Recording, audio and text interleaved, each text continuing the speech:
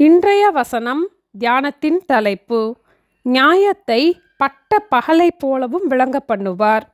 சங்கீதம் 37:6 உன் நீதியை வெளிச்சத்தைப் போலவும் உன் நியாயத்தை பட்ட பகலை போலவும் விளங்க பண்ணுவார். நம் நீதிக்குரிய பலனை வெளிச்சத்தைப் போலவும் நம் நியாயத்திற்குரிய பலனை பட்ட பகலை போலவும் கர்த்தரே விளங்க பண்ணுவார். பட்ட பகல் என்பதற்கு மூல பாஷையிலே டபுள் லைட், அதாவது இரட்டிப்பான வெளிச்சம் என்று கூறப்பட்டுள்ளது.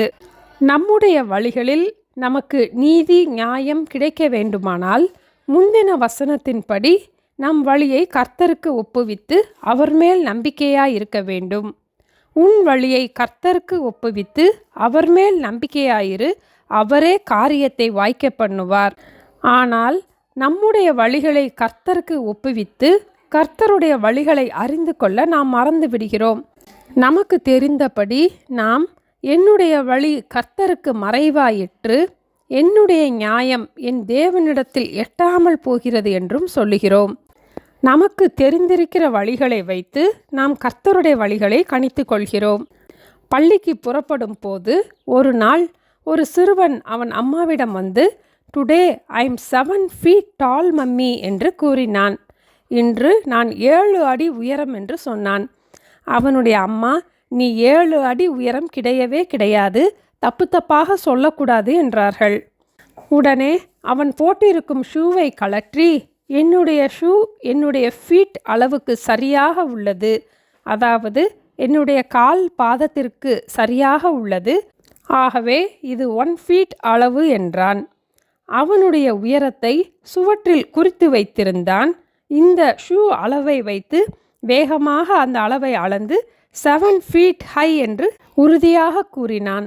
அவனுடைய அம்மா சிரித்து கொண்டே, இப்படி அளக்கக்கூடாது என்று கூறி 1 அடி ஸ்கேலை எடுத்து, இங்கே பார், 12 இன்ச் தான் 1 அடி, இதை தான் 1 feet அளவு என்று கூறுவோம்.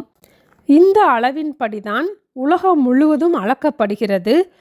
உன் கால் பாதத்தை அளவாக வைத்து அளக்கக்கூடாது என்று கூறி அந்த ஸ்கேலை உபயோகித்து அவனுடைய உயரத்தை பார்த்து, இப்போது நீ 3 அடி உயரம் இருக்கிறாய் என்று கூறினார்கள்.